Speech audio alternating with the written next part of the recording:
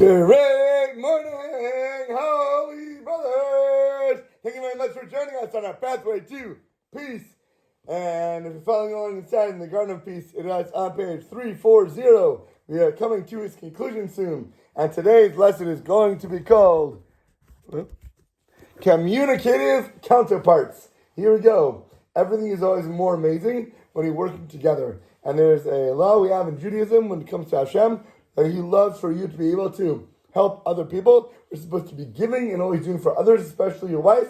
But when you pray for something that you need for somebody else that is the same need that you have, you are answered what? Also. First. Not also. First. So if somebody's having a difficulty, try to find somebody who's in the same boat as you in a similar type of way, whether it's something for money, whether it's something for kids, whether it's something for finding their other self they want to get married to. And pray, really put your heart into it, to pray for the other person on their behalf. Not just so God should answer you first, but you can show that you really have a genuine caring and love for somebody else. And when you give, God sees that as a midah keneged midah. He wants to give to you so much more, because you're investing yourself in that power, and you're drawing that down into the world, and you're making that the reality that you're living in for yourself. So that's with the energy that you're creating that comes boomerangs and bounces back to you. It's an amazing concept. We should always put that into practice. That is the one thing you learn from today. Be a true giver. Be somebody who wants to help others. And God will show how much more that you're going to be helped, because you're willing to do for other people. And you're willing to give. And you're going to get back the energy so much more exponentially in your realm of reality. Remember, because God has a VR headset that He puts on you when you're born. And everything He puts and plugs into that memory, that consciousness, that reality, and He makes people, He makes buildings, He makes jobs, everything He's created for you. Kol ha'olam nivra bishvili. The entire world was created for me. Everything that we see, hear, think about, and can touch is because God put it here in your world. Sometimes He makes a gorgeous girl pass right in front of you when you're sitting in the car at a red light, and people think, oh my gosh, listen, God put that there. He must want me to look at her right now. Look what He's making for me so that I can be happy right now and I can enjoy myself and I can have some physical pleasure and physical benefits. Of course God put that there for you, but He's not putting that there for you to look at. He's putting that there for you to be able to use your eyes and your eyelids and look away, to have the power to overcome your lust, to overcome your desires. So here's a test for you right now. Some things are a test for you to look away from, to pass, to grow, not to fail, to fall from. Yeah, of course God put that there for you. But you're supposed to be going towards that direction or away from that direction in order to overcome the challenge. Got it? So back to praying for another person.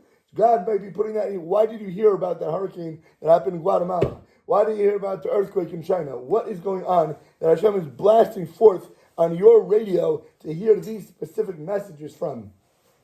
It's not random. It's not happenstance. Every single thing is for a reason. Try to take whatever you're getting into your internalization from whatever external stimuli that He's making for you and make it meaningful. Make it hear about your brothers, your holy brothers in the Holy Land, and there's something going on that you should be able to pray for them, to be able to pretend that it was a family member, somebody so close to you. God forbid someone got hurt. Pray for them to have a refuah shalema, for them to get better, to have a complete recovery. And mean it, make it in part of you. Don't just hear it and let it pass you by. Make it actual life inside of you and make it mean something. So mutual prayers have even more special power. Imagine a bride and a groom should not just pray for their own marital success, for their own lives to be happy, but they should pray for the other person who they're living with every single day. Don't you want your wife to wake up and be happy every morning? Don't you want her to be showering you with love the same that you want? The way that you want to be loved, how much more should you shower her with that kind of love?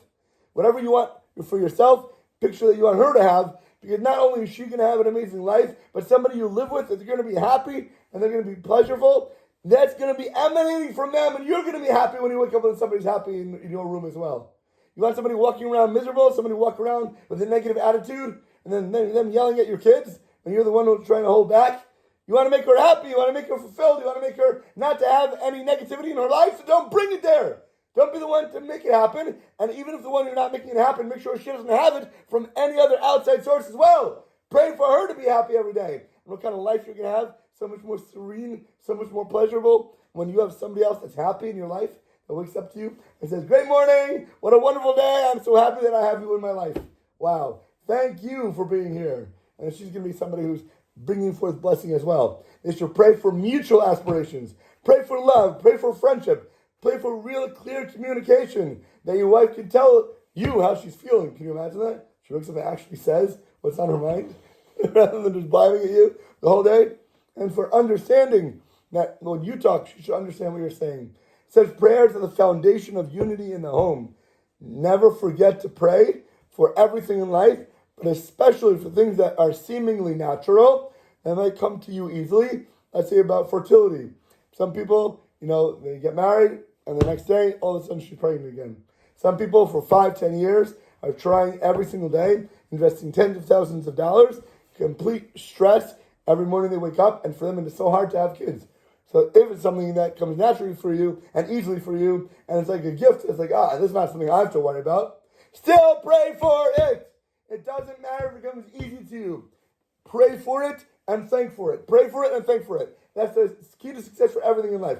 You want $1 million and you have a $2 million salary on the books. You wake up in the morning and say, hey, God, I don't need to ask you for money because I have it already coming in the bank. I have this job. Who says you're going to have that job tomorrow? Nothing in life is guaranteed, even if you have it in the bank.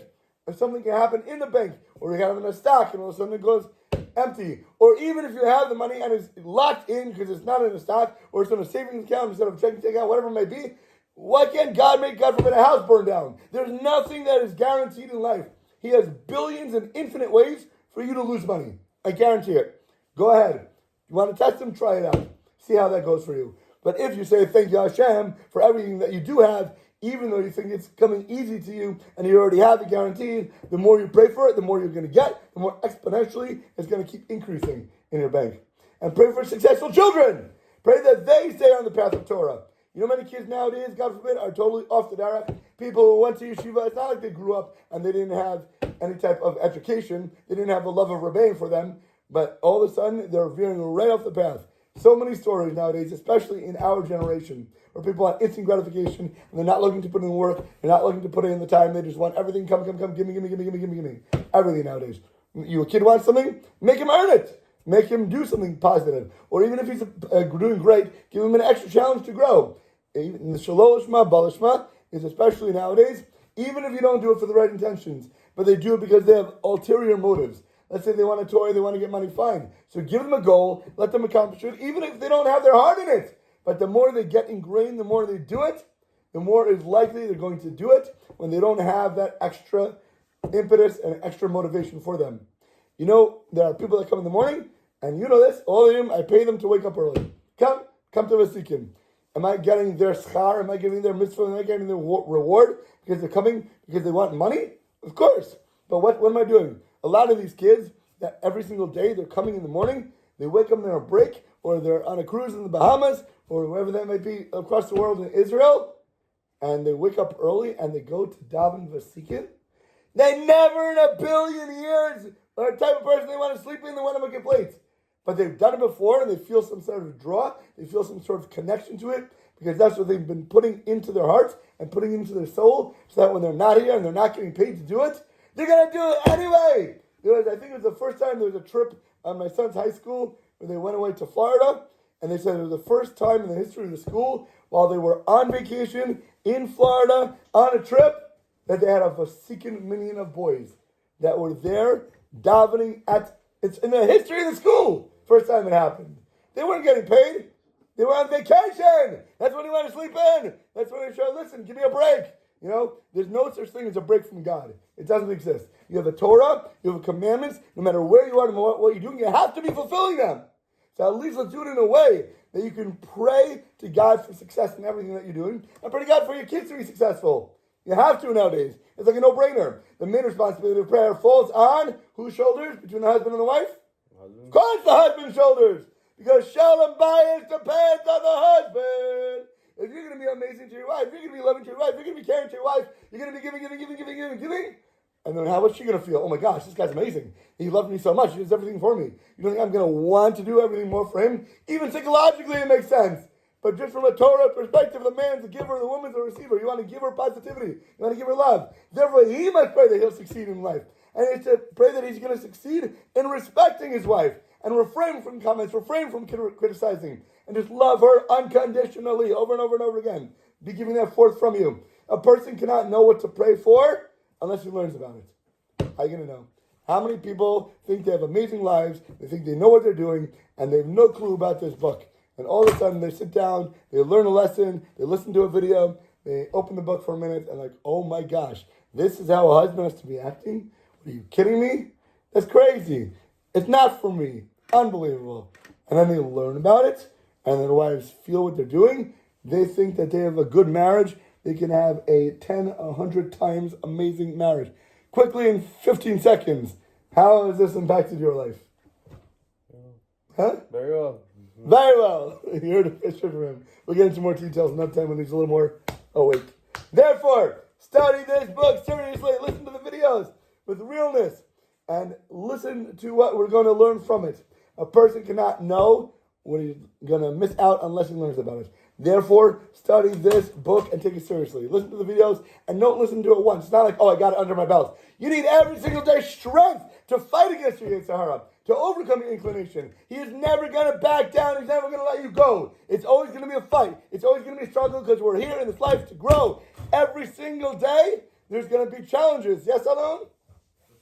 That's 100% true. Every day you wake up in life, thank God for being here, and know that Yetzer Hara has his boxing gloves on, and he's about to pound you to get your head back into the mattress. You know you want to be the shear at a certain time, he's going to try everything he can to do to make you late, to make you wait. Therefore, you need to do over and over again to strengthen yourselves as well. Respecting your wife, peace in the home, first place priorities. All these books, all these passages by Rabbi Shalom Arush have valuable information that is critical to success in marriage.